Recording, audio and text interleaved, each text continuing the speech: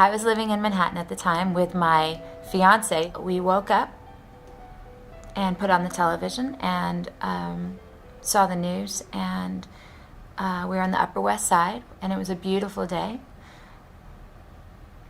There was no sense of anything going wrong. If you didn't have the television on, there was no sense of anything up there. It was so eerie in that way, that the day was so beautiful and clear in the skies, and especially if you were uptown. We were near 80th Street in West End. If someone hadn't told you that all of this chaos was going on, you'd be really surprised, which is sort of why I think that we found it hard we're a little in denial of it for a while, because we weren't right down there in the middle of it. And when you watch something on television constantly, it's like you're watching a movie. I mean, is that real? What's really going on? Maybe it would have helped if we went on our roof and tried to look. But anyway, so we had just woken up, and I was supposed to open in a show called Aida at the time. That specific day was my opening night, and I obviously, I didn't know. You didn't know anything what was happening at the time. I actually had sort of, my career was ebbing and flowing, and this felt like a lower side to my career. I had been in Rent, and I left Rent to make a record, and I got this record deal that I'd always dreamt of having. And then that didn't really work out. I ended up getting dropped from the record label, and then, it was sort of, I felt like I was in obscurity for a little while. So Aida was sort of one of the first jobs I got since then that made me feel like I was, a part of something again, and just got those juices flowing. And just to be in New York City working in the theater, having been trying to make music, and I was writing my own music. It's a very solitary existence to be in a recording studio, just you and a producer. It's a beautiful thing, and I love it. But whenever I come back to New York and do theater, I always feel so at home, and I'm always just reminded of that's where I feel like I belong. It's the community and the camaraderie of the cast, and also the interaction with the audience and all the energy that's being reciprocated. So I was enjoying myself. I was working. I felt good about that, and I had to dance a lot in Aida, which was not my strong point at all. So the assistant choreographer had to set aside a lot of time to work with me, just to teach me 8 counts. And I was doing a very, very girly role, which wasn't sort of my thing. So I think it's the first time I ever wore fake eyelashes and a wig on stage too. I don't know if that's important, but I think it is. That's a crucial detail.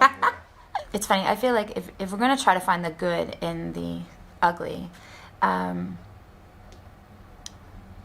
had a couple experiences like that. When I was in Rent, our composer Jonathan Larson passed away on the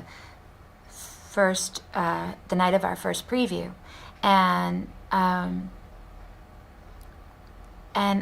I don't know what it is, but I feel like ever since that time, and then with 9/11, I've had these experiences that are always there to sort of remind me of what matters in life, sort of staying in the moment, not losing perspective. With Rent, it was, my first professional job, and we were young 20s, and we could have sort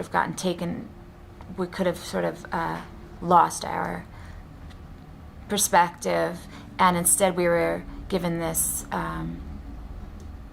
crisis to overcome, and how to be on a stage when that's happening, and to perform, and to know that your responsibility is to put forward this music and these words and this man's message. And then every so often something happens in my life, and then a couple of years later there I am about to open Aida, and this happens. And I guess I was probably self-involved, and all I could think about was, with the 8th count of this, and if I'm going to hit this note, and whether my fake eyelashes were on right. And you lose your perspective, and and there's always something, as horrible as it was, if I'm at least that day, if I could look back on it in retrospect, at least there was a lesson to be learned as far as how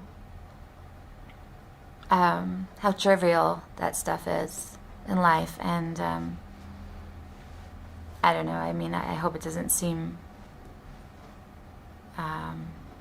insensitive to be trying to extract something good or a lesson from that. But it's all you can do to try to make sense of things when they go bad, I guess. Our stage manager, he called us and he said, this isn't going to happen today, and just stay tuned and we'll let you know. And my husband and I just stayed, we were just staring at the television for the next 2 days, 3 days, or whatever it was.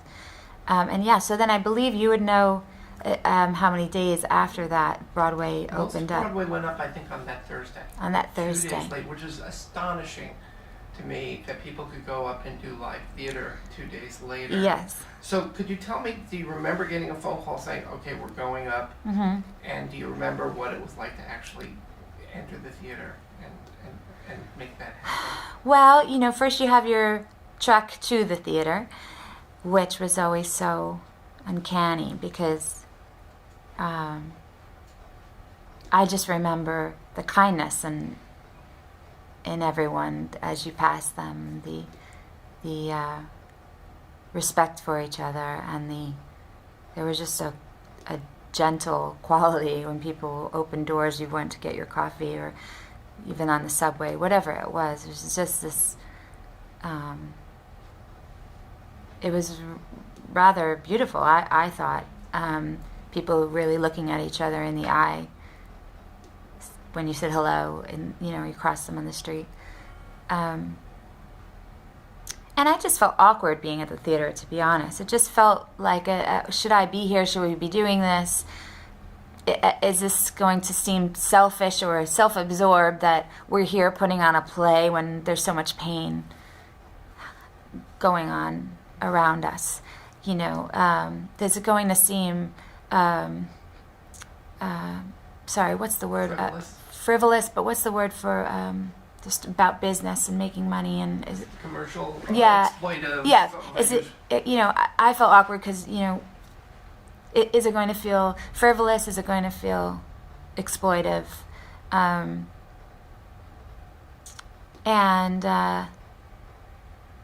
I went to work, and there's a great thing that happens as an actor when you're in the dressing room and you have the routine of putting on your makeup and your costume every day. People always people are always surprised that theater actors do their own hair and makeup.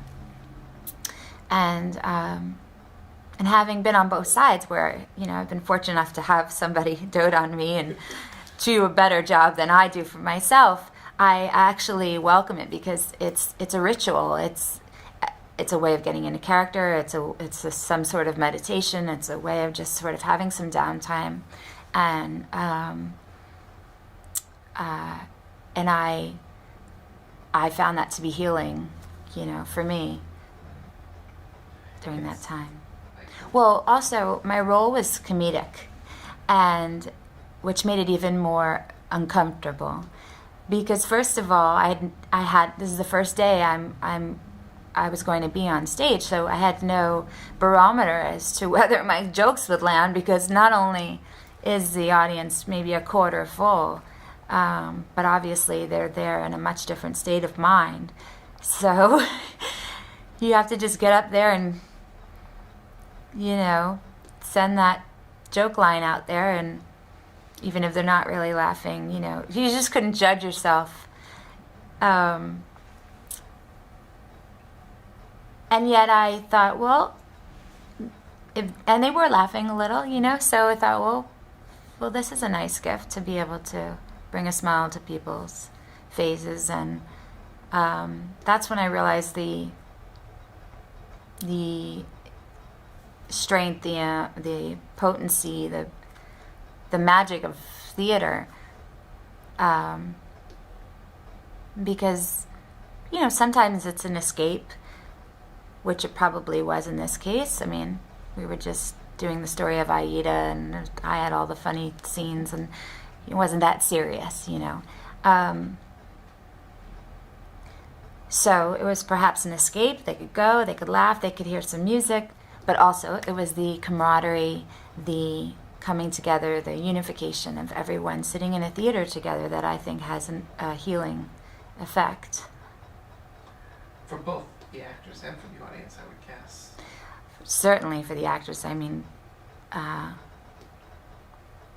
that's why we do it in the first place. We get such a wonderful energy back just from giving of ourselves, and that's sort of intoxicating. But it's even more so at a time when you know that people are in pain, and you're actually providing some kind of catharsis, place for them to have catharsis, or just a sanctuary, a haven for them to have these emotions in a dark room. Nobody's staring at them. I know that's how it is for me when I go to a play or, you know, a musical that really moves me. It's, you know, you might go with other people, and I'm sitting next to my husband, my best friend, but it's dark, and I can have my own experience, sort of. Well, I had been spoiled. I mean, I had been in such a successful show before, where every house was filled to the max of, even more than that. I mean, it, you know, kids would come back 20, 50 times. They were screaming. They actually ruined the show for the people sitting behind them, because they would, you know, they knew the joke coming and this line, and you know. It's like Rocky So Horror. exactly, it could be like Rocky Horror sometimes. I remember how empty the theater felt, even though there were probably 800 people there in a 2,000-seat theater or something. I remember that emptiness. It's scary for a performer, and it was there, but only for a few days, you know. And then little by little, it started to grow. And then, if I recall, it came back stronger than ever. I think that's a testament to the people in Broadway, but it's more just a testament to New Yorkers and their ability to bounce back, and the pride they have in their city. It's almost like, you know, we didn't want anybody to think we were weak in any way, and that we would find we would rehabilitate ourselves quickly and be the city that we've always been for the rest of the world. You know, I as a little kid, I mean, everyone has this story, I guess, but I used to take so much pride in seeing the skyline. I grew up in Long Island, so it's whether coming over the LIE, it comes over at a very certain height on the expressway, where you can't see anything, and then all of a sudden you reach a certain plateau and the entire skyline is exposed. That used to excite me so much. And or if you were flying back from somewhere and you'd see the Twin Towers peeking through the clouds, my dad would always make me come over to the window and look at that. So I have a really nostalgic, very visceral feeling from my childhood about that time.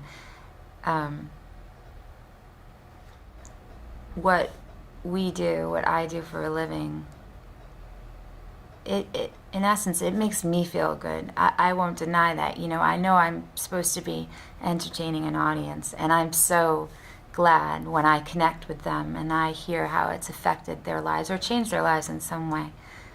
But I love it. You know, it makes I love being up there. I'm levitated somewhere where I'm out of my crazy head and living in the moment for a moment, you know. So I guess I'm trying to answer the question altruistically, and I guess it feels somewhat conflicted, because it was a way of healing myself to be up there, to escape, to not have to be completely in my body at the time for what everybody was experiencing out there. Because when you get up on stage, for me, when it's happening, when it's working, you're just sort of floating and transcending, and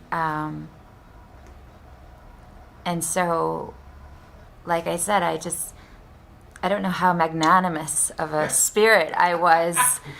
It's just what I do, and I didn't have any other choice. The night of, at the curtain call of the show, on my first night of Aida, we came out and then we sang America the Beautiful, which I believe most casts were doing around the Broadway community.